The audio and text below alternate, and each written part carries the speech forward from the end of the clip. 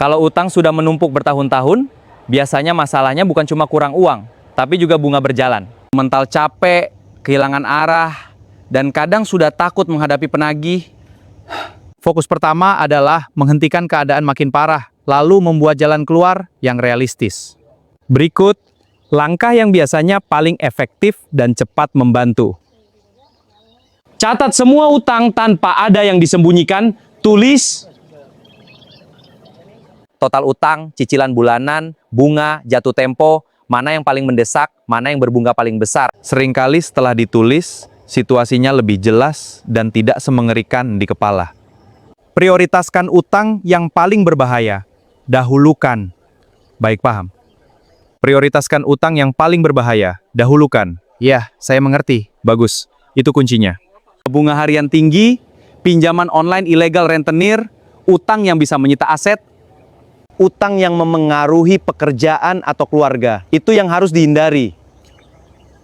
Kalau ada banyak utang kecil, jangan dibayar semua sedikit-sedikit sampai habis tenaga, tapi tidak mengurangi pokok. Berani negosiasi. Banyak orang menunda karena malu. Padahal kreditur lebih suka dibayar pelan daripada hilang total. Yang bisa dinegosiasikan, pengurangan bunga, cicilan lebih ringan, perpanjangan tenor, pembayaran pokok dulu, diskon pelunasan. Gunakan kalimat sederhana, sekarang saya belum mampu lunas, tapi saya ingin bertanggung jawab. Saya sanggup bayar sekian per bulan secara rutin. Hentikan gali lubang tutup lubang. Jangan ambil utang baru untuk bayar utang lama, kecuali Bunganya jauh lebih rendah, cicilan benar-benar lebih ringan, ada rencana jelas, kalau tidak, utang biasanya malah berputar bertahun-tahun lagi.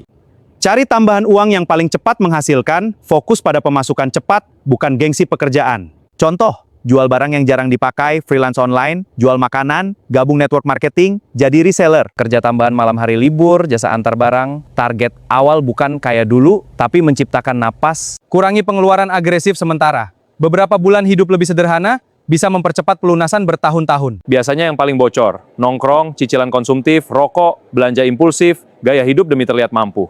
Pakai metode snowball atau avalanche. Snowball, lunasi utang kecil dulu supaya mental lebih kuat. Avalanche, bayar bunga tertinggi dulu supaya total utang lebih cepat turun. Kalau kondisi mental sudah lelah, snowball sering lebih membantu. Betul, itu masuk akal. Ya, coba praktekkan. Jaga mental dan hubungan keluarga. Utang lama sering bikin insomnia, mudah marah, putus asa, menarik diri. Jangan hadapi sendirian kalau memungkinkan. Orang yang tetap tenang biasanya lebih cepat keluar daripada yang panik. Secara spiritual, tujuan utamanya bukan sekadar utang cepat lunas, tapi menenangkan hati, memperkuat pikiran, dan membuka jalan ikhtiar. Banyak orang saat terlilit utang bertahun-tahun kehilangan harapan, padahal ketenangan batin sangat memengaruhi kemampuan bangkit. Beberapa hal yang biasa dilakukan secara spiritual. Perbanyak taubat dan evaluasi diri. Bukan berarti semua kesulitan pasti hukuman, tetapi ini momen untuk memperbaiki. Jujuran pola hidup, cara memakai uang, hubungan dengan keluarga, benar ibadah mulai jauh. Kadang, perubahan hidup dimulai dari perubahan hati. Jaga salat tepat waktu. Dalam Islam, salat membantu menjaga ketenangan dan disiplin. Orang yang sedang banyak masalah biasanya pikirannya berantakan. Salat bisa jadi titik kembali agar tidak putus arah. Perbaiki salat, jangan asal gerak atau menggugurkan kewajiban, saja gunakan hati dan pikiran fokus agar khusyuk. Perbanyak salat taubat dan istighfar, baca doa pelunas utang yang sudah dicontohkan Rasulullah. Doa untuk memohon perlindungan dari lilitan utang dan tekanan hidup.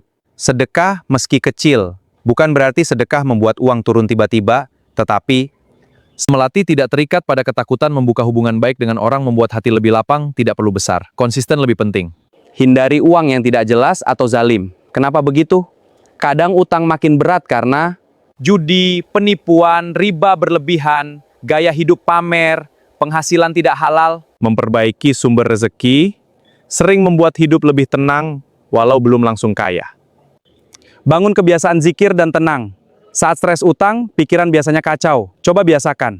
Istighfar, zikir pendek, membaca Al-Quran, bangun lebih pagi, mengurangi overthinking malam, ketenangan membuat keputusan keuangan lebih baik. Tetap ikhtiar nyata. Spiritual bukan berarti pasrah tanpa usaha. Dalam banyak ajaran agama, doa dan usaha berjalan bersama. Tetap kerja, tetap cari peluang, tetap negosiasi utang, tetap disiplin. Karena jalan keluar sering datang bertahap, bukan sekaligus. Banyak orang yang akhirnya bisa keluar dari utang besar, justru mulai dari hati lebih tenang. Berhenti putus asa, lalu perlahan menemukan jalan rezeki yang sebelumnya tidak terlihat. Yakinlah bahwa Tuhan Maha Kaya, Maha Penolong. Selama kita bersungguh-sungguh, pasti akan diberikan jalan keluar terbaik dengan cara Tuhan. Bagikan video ini dengan niat berbagi kebaikan. Semoga dengan begitu kita semua diberikan kemudahan dan keberlimpahan. Amin.